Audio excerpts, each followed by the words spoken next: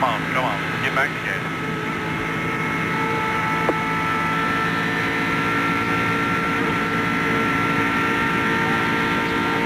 You're the spotter talking to him. You tell him everything that's going on around him.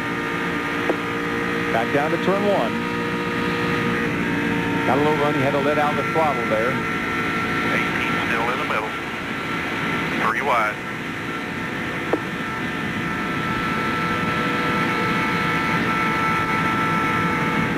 I got a spin here, got a spin here. Slow down, come all the way down, come all the way down. Ooh. All right, DJ. Go down, but there was no down. The whole racetrack was blocked. Talk to me.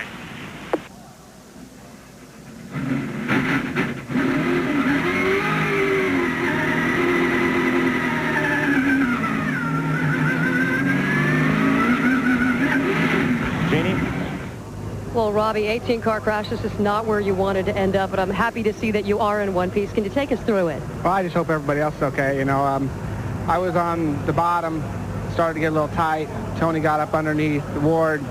They seemed to slow down. I don't know if they touched or not. I got in the back of Ward. Then they started side by side. And it's unfortunate. All of us had pretty good cars at that point. All right, obviously a disappointment. I'll let you go be with your family. And by the way, just for precautionary measures, Tony Stewart is on his way to the Halifax hospital. Again, just precautionary measures. I'm being told that he's fine. Matt? Jeannie, Mark Martin drove his car back to pit road. Mark, your battered mount looks pretty tough, beaten up. How about you? Can you see what happened from your vantage point? No, all I really saw was smoke, and I saw, I think, the 20 car way up in the air. And I went to the inside and thought I was going to get through there before they came down, but somebody hit me in the door and turned me around. I hit several different things, but, you know, I think we were setting okay with a Viagra Taurus. I think we were going to be able to get a top 10 out of it, maybe. But you know, the fans got their money's worth today. That's all I can say. It was lap after lap after lap, and after that last restart there with all those cars just bunched together like that, it just it was an accident looking for a place to happen.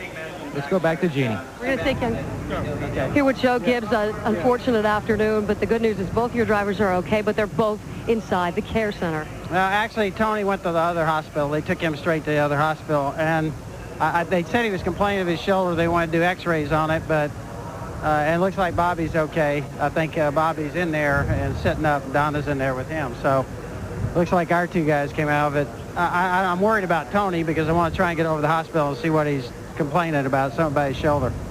All right, we'll let you go. Andy Houston is another driver that was involved in that incident. He's okay, but what was it like in the middle of that thing? Well, it was really over before it started. The McDonald's Ford was running great today.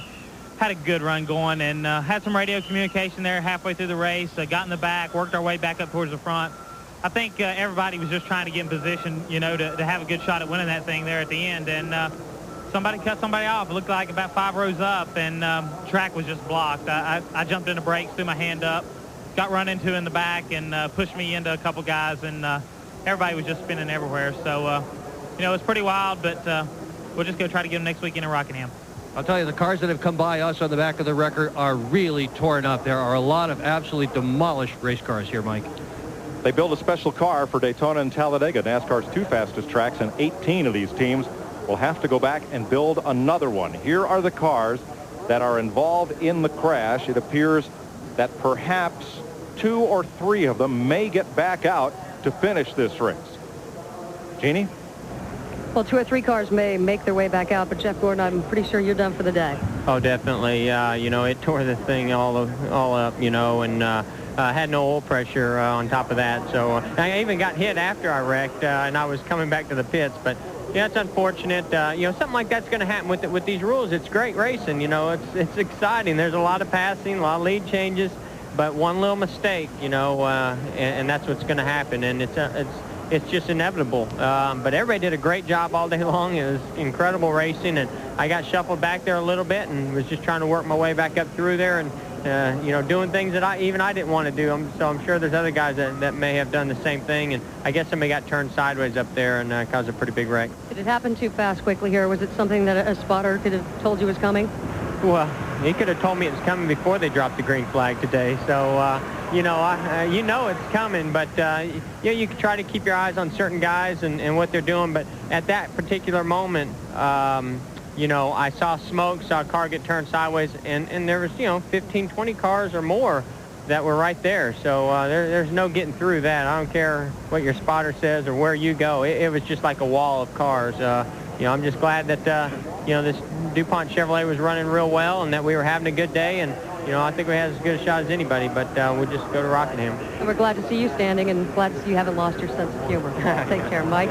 A wry bit of humor from a driver who had a great chance to win his third Daytona 500 today. We're under the red flag. These are the cars that's on the racetrack. Most of them was not involved in the crash, but I've counted it up to about 9 cars that's on pit road. Now, when you're under red flag condition, even though you're trying to repair your car, you cannot work on the car. You can make a plan, you can lay your tools out, but you can't work on it. Jeff Hammond, you ever been in that position? Oh, a time or two, Larry, and unfortunately, it happens too often in places like Daytona and Talladega, because when you have a wreck, as we saw before, sometimes you can't get out of your own way. And one of the biggest reasons right now that we at least feel good about what has happened on the back straightaway is because of the safety of these cars. As you look at this car right here, you see this 1 3/4 roll bar tubing that's above the driver's head. Our head restraint as far as the window net's concerned to keep the arms inside the car. You can't say enough about the integrity and the safety that NASCAR builds into what they feel like is the most safe race car right now in the world, I'd have to say. And after what you just witnessed on the back straightaway, I think a lot of you folks will have to agree with us that they do an exceptional job of learning what it takes to keep a driver safe so they can walk away from such a horrendous accident. Larry? Thanks, Jeff. Well, they're looking at these cars, but they can't work on them until the yellow flag comes back out. We're under the red flag. Michael Waltrip leading the Earnhardts, Kenny Schrader and Ricky Rudd in the Daytona 500. This is NASCAR on Fox.